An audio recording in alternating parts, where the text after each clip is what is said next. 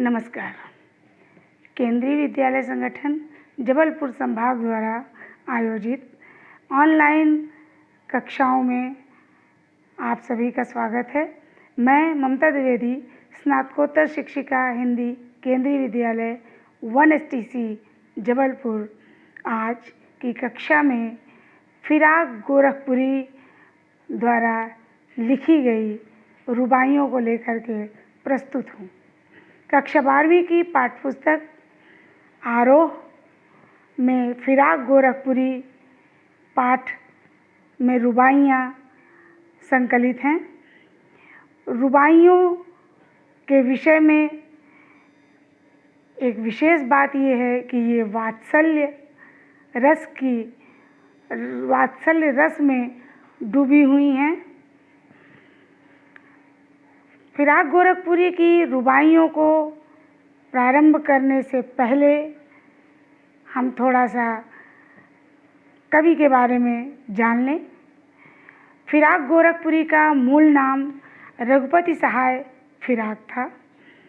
इनका जन्म 28 अगस्त सन 1896 को गोरखपुर, उत्तर प्रदेश में हुआ था। इनकी शिक्षा रामकृष्ण की कहानियों की शुरुआत से इनकी शिक्षा दीक्षा हुई, परंतु बाद की शिक्षा अरबी, फारसी और अंग्रेजी भाषा में संपन्न हुई। 1917 में ये डिप्टी कलेक्टर के पद पर चयनित हुए, परंतु स्वराज आंदोलन के लिए 1918 में ही मात्र 1 वर्ष के पश्चात इन्होंने पद त्याग दिया। 1920 में स्वाधीनता आंदोलन में हिस्सेदारी के कारण 1.5 वर्ष की इनको जेल की सज़ा हुई। इलाहाबाद विश्वविद्यालय में अंग्रेजी विभाग में फिराक अध्यापक भी रहे। इन्हें कई प्रकार के साहित्यिक पुरस्कार प्राप्त हुए, सम्मान प्राप्त हुए। गुल-ए-नग़मा के लिए साहित्य अकादमी पुरस्कार, ज्ञानपीठ पुरस्कार और सोवियत लैंड नेहरू अवार्ड भी इनको दिया गया। इनकी महत्वपूर्ण कृतियां हैं गुल-ए-नग़मा, बज़्म-ए ज़िंदगी, रंग-ए शायरी और उर्दू गज़ल गोई। इनका निधन 1983 में हुआ। अगर हम देखें तो फिराक का प्रभाव हिंदी साहित्य की शायरी पर बहुत अधिक दिखाई पड़ता है। उर्दू शायरी का एक बड़ा हिस्सा रोमानियत, रहस्य और शास्त्रीयता से बंधा रहा है, जिसमें लोक जीवन और प्रकृति के पक्ष बहुत कम उभर कर आ पाए हैं।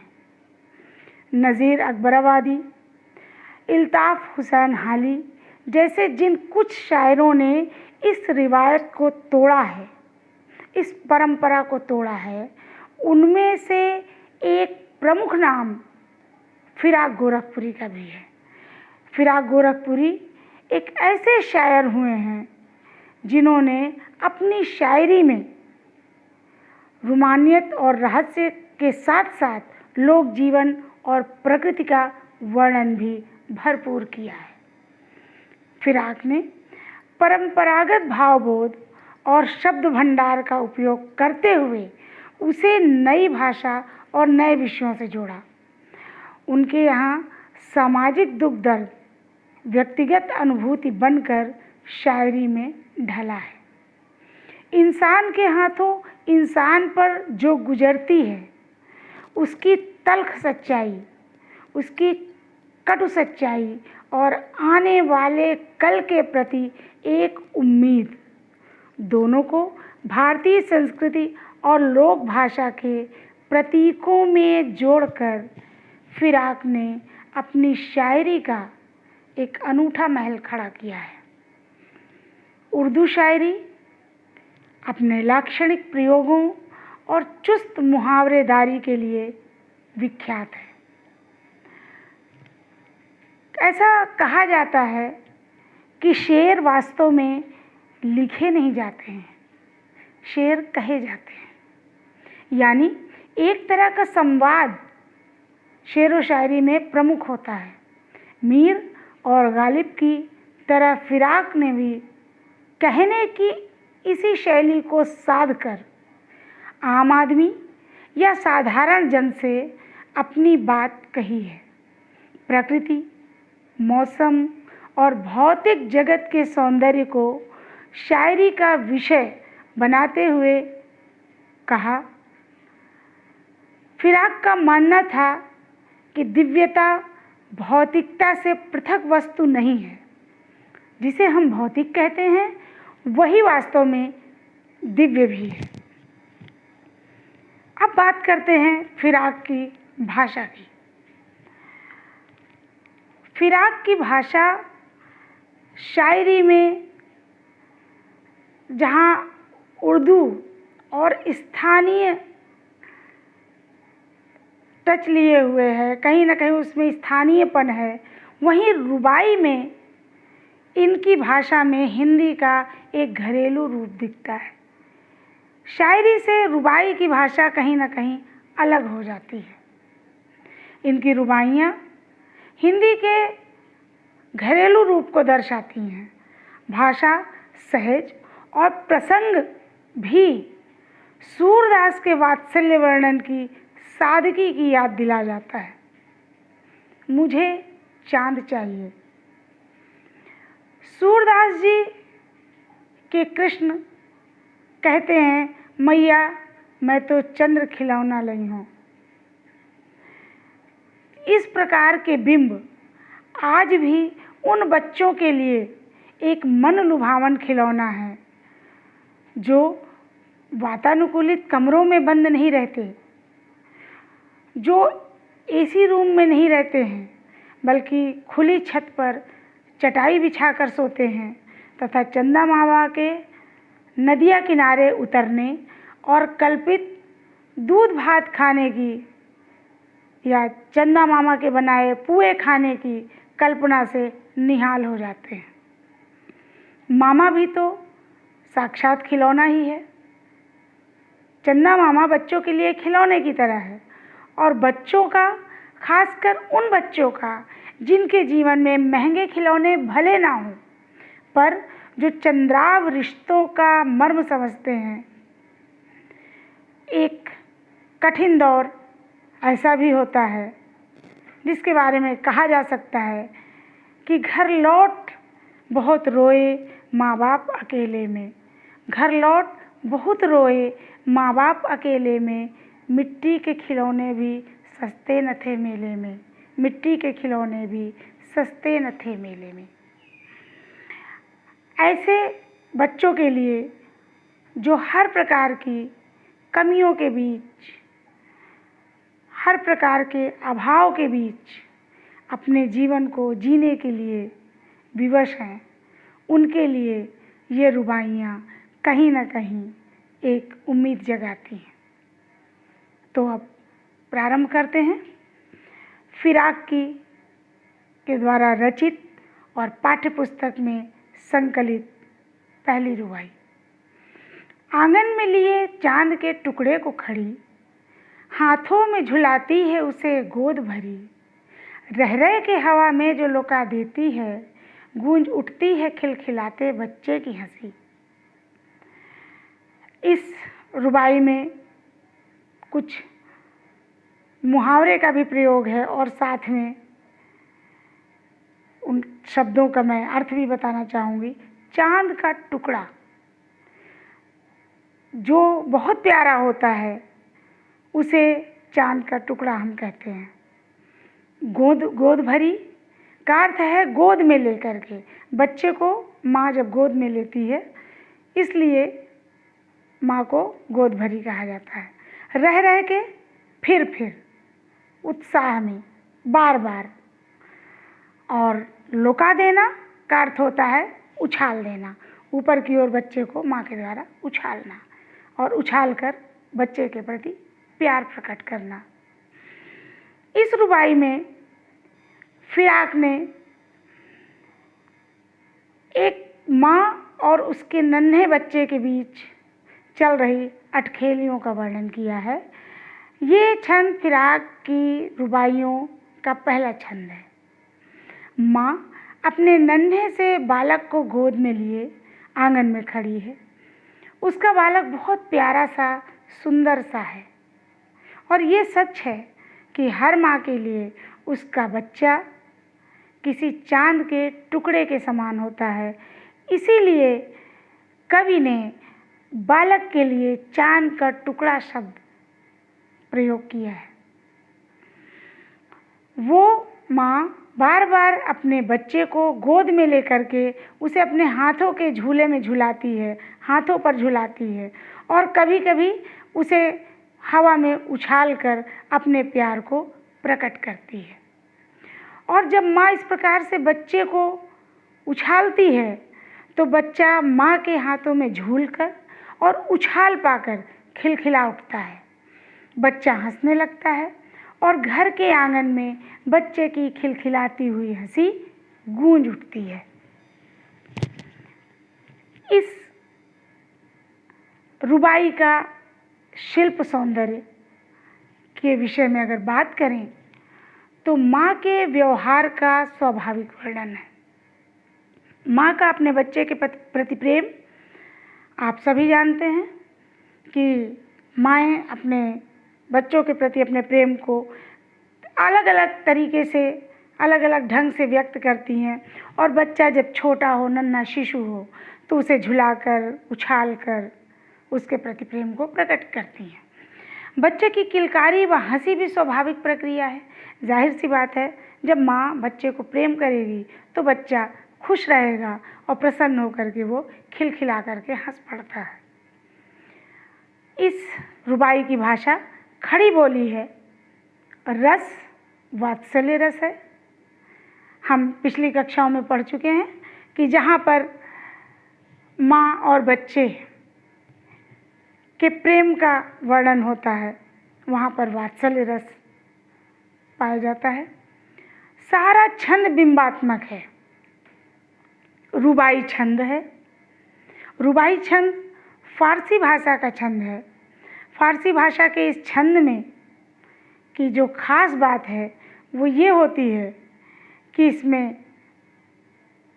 पहली, दूसरी और चौथी पंक्तियों में काफिया मिलाया जाता है। काफिया का अर्थ है तुकांत होती है। पहली, दूसरी और चौथी पंक्तियां तुकांत होती हैं, जबकि तीसरी पंक्ति स्वतंत्र होती है। भाषा सरल है, सहज है और सबसे बड़ी भाषा की खासियत है कि इसमें लोक भाषा के शब्दों का बहुतायत में प्रयोग है। जैसे लोका देना, गोद भरी, आंगन में खड़ी, इस तरह के शब्द, आंगन, लोका देना, गोद भरी, ये सारे शब्द लोक भाषा के शब्द हैं। अलंकारों की बात करें तो अनुप्रास और रह रह में पुनरुक्ति प्रकाश अलंकार है। अनुप्रास और पुनरुक्ति प्रकाश अलंकारों का प्रयोग स्वाभाविक रूप से किया गया है। शैली प्रतीकात्मक है, सारा छंद बिंबात्मक है और सार्थक बिंब योजना इसमें हमें दिखाई देती है। दृश्य बिंब की बात करें तो आंगन में लिए चांद के टुकड़े को खड़ी माँ, फिर आगे देखें तो गोद भरी माँ, हाथों में झुलाती माँ, हवा में लुका देती माँ, ये सारे बिंब दृश्य बिंब हैं जो बहुत ही सुंदर बन पड़े हैं। इसी के साथ श्रव्य बिंब, गूंज उठती है खिलखिलाते बच्चे की हंसी। खिलखिलाहट का गूंजना श्रव्य बिंब के अंतर्गत आएगा। प्रसाद गुण है और चांद का टुकड़ा मुहावरे का सटीक और सुंदर प्रयोग किया गया है। अब दूसरी रुबाई पर हम आते हैं। नहला के छलके निर्मल जल से उलझे हुए गेसुओं में कंघी करके किस प्यार से देखता है बच्चा मुँह को, जब घुटनियों में लेके है पिन्हाती कपड़े। छलक कर गिरे हुए पानी की बूंदें, निर्मल माने पवित्र, स्वच्छ जल, गेसु, गेसु कहते हैं बालों को, गेसु का अर्थ है बाल, घुटनियाँ, माँ के दोनों घुटनों के बीच में बच्चे को वो हल्के से दबा करके कपड़े पहनाती है, और पिन्हाती माने पहनाना। माँ अपने बच्चे को साफ छलकते हुए स्वच्छ निर्मल जल से नहला करके उस पर पानी उंडेल के नहलाती है। बच्चा भी प्रसन्न होता है, और उसको नहलाने के बाद माँ उसके उलझे हुए बालों में, उलझे हुए बालों में, नहाने के बाद बच्चे के बाल उलझ जाते हैं, उन उलझे हुए बालों में माँ कंघी करती है, और फिर अपने घुटनों के बीच में मध्य में शिशु को हल्के से दबाकर बैठा लेती है, और उसे प्यार से कोमलता के साथ कपड़े पहनाती है। जब माँ बच्चे को घुटने के बीच में बैठा के कपड़े पहनाती है, उस समय बालक बड़े ही प्यार से अपनी माँ के मुख की ओर देखता है। बहुत ही स्वाभाविक, बहुत ही सुंदर वर्णन है ये। बच्चों को, वो जो बहुत छोटे शिशु होते हैं, वो बैठ नहीं पाते हैं, या अगर बैठने लगते हैं तो फिर वो घुटनों के बल चल देते हैं, इसलिए उन्हें सामने बैठा के कपड़ा नहीं पहनाया जा सकता। यही कारण है कि माँ उनको दोनों अपने पैरों के घुटनों के बीच हल्के से दबा करके, उनको ऐसे घुटनों के बीच में फंसा करके तब कपड़े पहनाती है। और ये बहुत ही स्वाभाविक प्रक्रिया है जो हर घर में हर माँ अपने शिशु के साथ करती है। इसी का वर्णन कवि ने बहुत ही प्यार से किया है। इस रुबाई के सौंदर्य के बारे में अगर बात करें, शिल्प सौंदर्य के बारे में, तो माँ व बच्चे का पहली रुबाई के भांति बहुत सुंदर दृश्य चित्रित है। ये दृश्य प्रतिदिन की जीवनचर्या के वास्तविक स्वरूप के हैं, कोई बनावटी दृश्य नहीं है, कोई काल्पनिक दृश्य नहीं है, ये स्वाभाविक और वास्तविक दृश्य हैं। वात्सल्य रस पूर्ववत पहले की ही भांति है। छलके में पुनरुक्ति प्रकाश अलंकार है। छंद यथावत रुबाई छंद है, और सारा छंद बिंबात्मक है। ध्यान दें, बच्चे को नहलाने का बिंब हो, बालों में कंघी करने का बिंब हो, घुटनों में फंसा कर उसको बैठा कर कपड़े पहनाने का बिंब हो, या बालक का माँ की ओर प्यार से निहारने का बिंब हो, ये सभी बिंब, ये पूरा छंद बिंबात्मक है। सभी बिंबों में मौलिकता है, ये सारे बिंब मौलिक हैं। निर्मल जल में अनुप्रास अलंकार है। गेसु शब्द उर्दू का शब्द है, उर्दू भाषा से ये आया है, जिसका अर्थ बाल होता है। और घुटनों को घुटनियाँ और पहनाने को पिन्हाती कहने के कारण जो उसका भाव आया है वो बहुत ही मधुरता और कोमलता से भरा हुआ है। ऐसे प्रयोग के कारण कोमलता और मधुरता में वृद्धि हुई है। तीसरी रुबाई पर हम आते हैं। दिवाली की शाम घर पुते और सजे, चीनी के खिलौने जगमगाते लावे, वो रूपवती मुखड़े पे एक नर्म दमक बच्चे के घरौंदे में जलाती है दिए। यहाँ पर भी माँ का ही चित्रण है। ऐसी माँ जो एक माँ के रूप में, एक गृहिणी के रूप में अपने को दर्शाती है। फिराक ने दिवाली के त्योहार और दिवाली की जगमगाती संध्या का वर्णन इस रुबाई में किया है।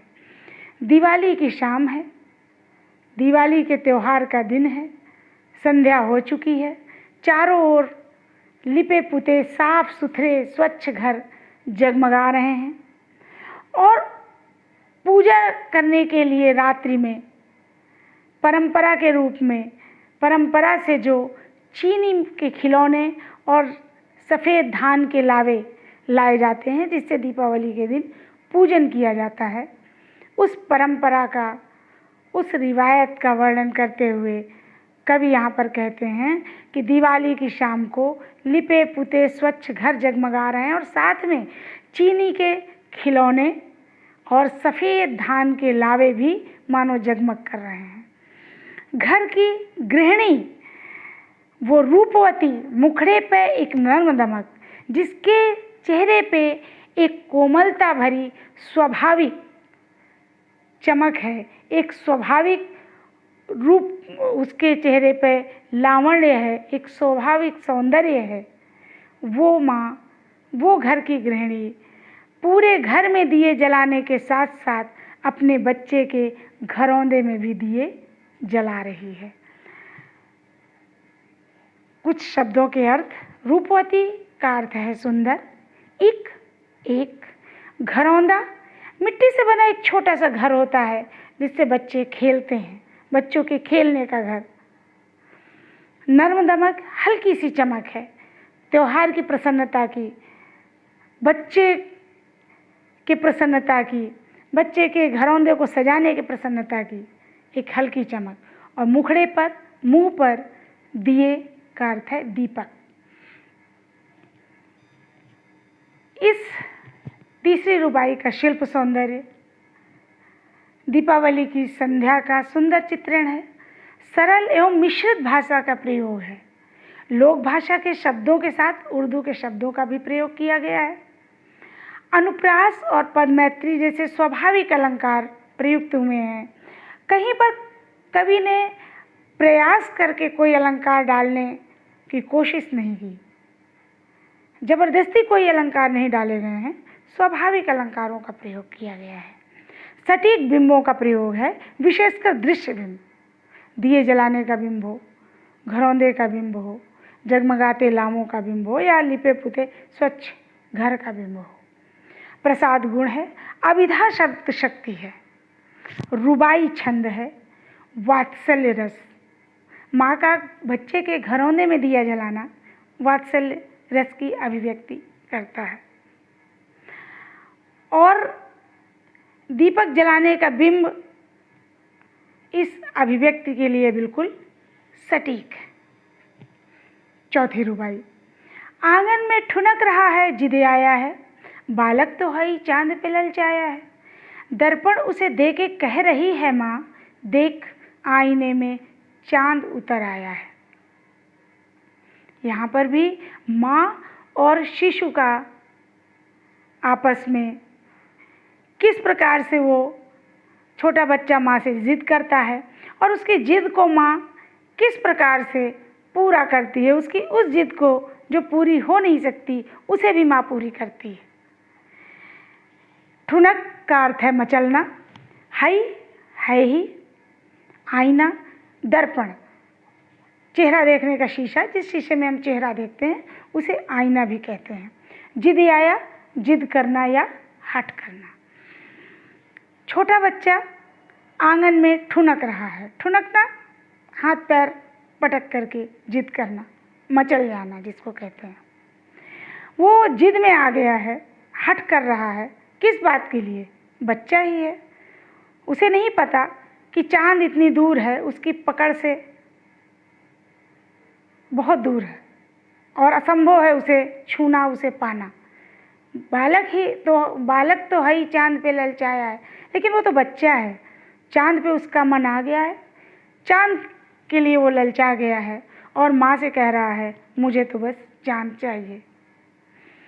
माँ बच्चे की जिद पूरी करने के लिए क्या करे? उसने उपाय निकाला। दर्पण उसे दे के कह रही है माँ। माँ ने बच्चे के हाथ में दर्पण थमाया और उस दर्पण में चांद की छाया दिखा करके बच्चे से कहा, देख इस आईने में ही चांद उतर आया है, ये चांद है, ये चांद को तू ले ले। यहाँ पर एक और कल्पना हो सकती है, शायद कवि ने ये कल्पना भी की है कि माँ ने बच्चे को दर्पण दिखाया और दर्पण में बच्चे को ही दिखा करके कहा कि देख इस आईने में चांद उतर आया है, क्योंकि हर माँ के लिए उसका बच्चा चांद की तरह होता है, चांद का टुकड़ा होता है।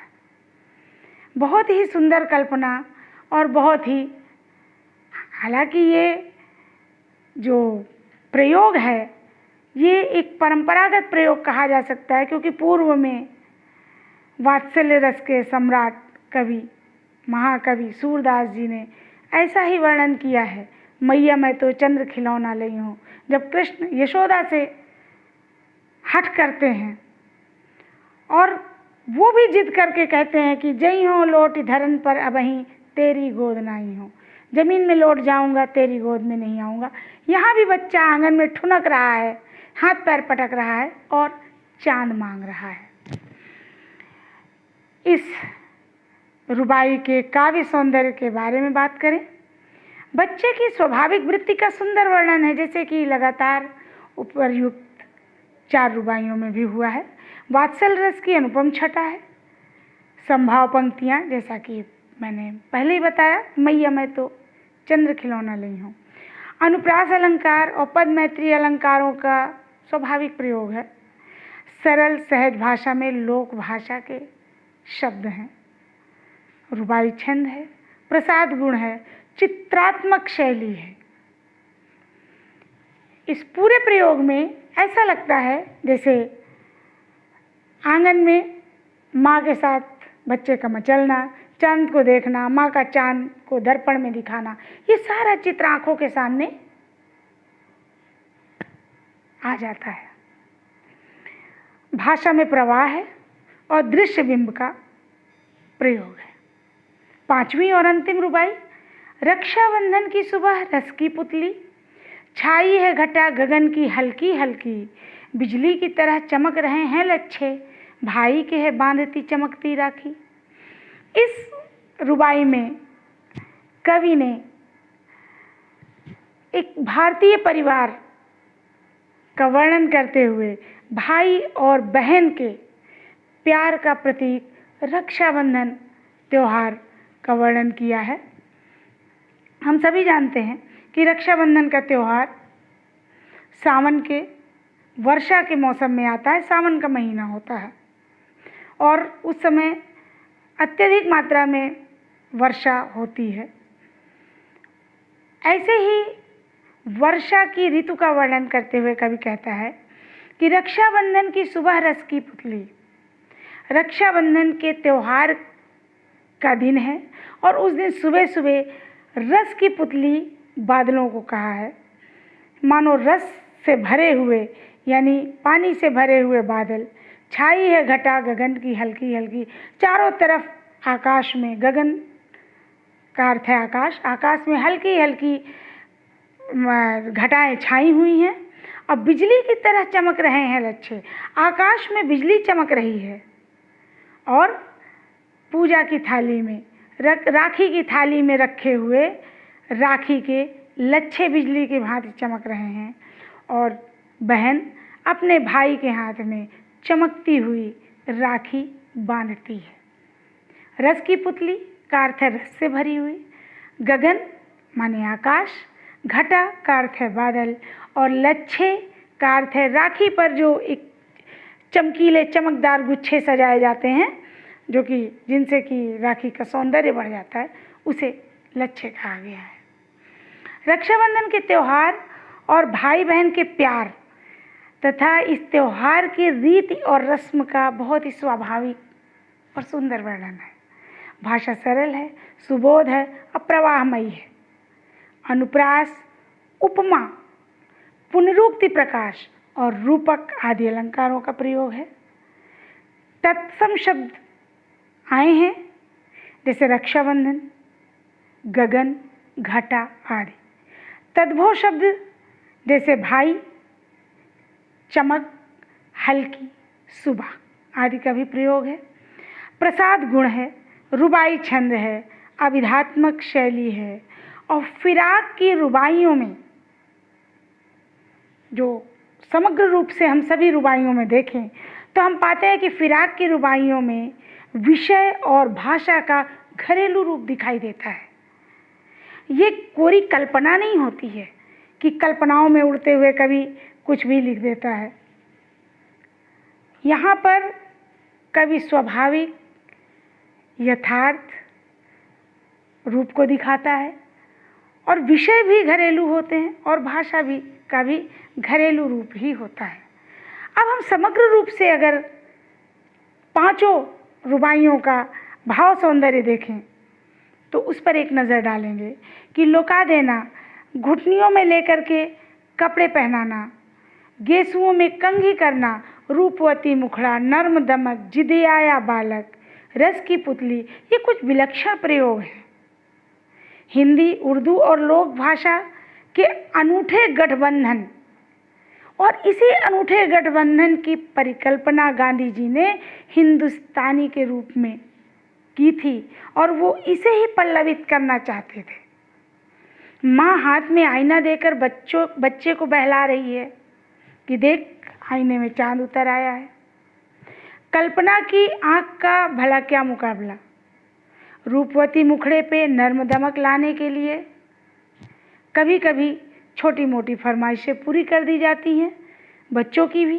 कभी घरौंदे ला के दिए जाते हैं और कभी दिवाली में चीनी मिट्टी के खिलौने या फिर राखी में बिजली की तरह चमक रहे हुए लच्छे। रक्षाबंधन मीठा बंधन है। रक्षाबंधन के कच्चे धागों पर बिजली के समान चमकते लच्छे हैं। सावन में रक्षाबंधन आता है। सावन का जो संबंध घटा से है, घटा का जो संबंध बिजली से है, ये सभी एक दूसरे से संबंधित हैं। वही संबंध भाई का बहन से है। इसी बिजली के समान चमकते लच्छेदार राखी के कच्चे धागे को बहन भाई के हाथ पर बांधती है। फिराक की रचनाएं, विशेषकर उनकी रुबाइयाँ, वात्सल्य रस की अनुपम अभिव्यक्ति करती हैं। ये बात ध्यान रखने में लायक है। बिल्कुल इसको ध्यान रखें बच्चों आप, कि वात्सल्य रस की बहुत ही सुंदर अभिव्यक्ति उनकी रुबाइयों में मिलती है। वात्सल के चित्रण को देखकर ऐसा आभास होता है मानो कवि ने माँ का हृदय पा लिया हो, मानो कवि के अंदर किसी माँ का हृदय बसा हुआ हो। अब पुनरावृत्ति का समय है। आशा है आपको रुबाइयाँ अच्छी तरह से समझ में आई होंगी। पुनरावृत्ति के कुछ प्रश्न हैं, इन्हें देखें आप। माँ अपने बच्चे को कैसे हंसा रही है। दूसरा, माँ बच्चे को किस प्रकार कपड़े पहनाती है। अगला प्रश्न, दिवाली की शाम घर की गृहिणी द्वारा किए जा रहे कार्यों का वर्णन करें। उसके बाद, माँ ने बच्चे की चांद को पाने की जिद कैसे पूरी की। सावन की घटाएं और रक्षाबंधन का पर्व दोनों में क्या समानताएं हैं। गोदी के चांद को कौन लौका देता है। ये कुछ प्रश्न हैं जो इन रुबाइयों से संबंधित हैं, इन्हें आप करें। ये पुनरावृत्ति के प्रश्न हैं। और एक छोटा सा क्रियात्मक कार्य आपको बताना चाहूँगी, उसे आप करें। वो आपके लिए इन रुबाइयों को समझने में सहायक होगा। आपके घर में, आपके परिवार में, आपके रिश्तेदार के यहाँ या पड़ोस में कहीं अगर कोई छोटा बच्चा हो, थोड़ी देर के लिए चुपचाप बैठ करके उसके क्रियाकलापों को ध्यान से देखें और तब आप देखेंगे कि बच्चे किस किस तरह से अपने माँ के साथ या अपने घर वालों के साथ खेलते हैं, किस प्रकार से वो अपनी ज़िद करते हैं, कैसे उन ज़िद को पूरा करने के लिए बार बार मचलते हैं और हट करते हैं। तो इन चीज़ों को आप देखें और देख करके समझने का प्रयास करें, तब आप समझ पाएंगे कि फिराक ने कितना स्वाभाविक वात्सल्य रस से भरा हुआ वर्णन किया है। आशा है आपको आज का पाठ अच्छा लगा होगा। आप सभी का बहुत बहुत धन्यवाद।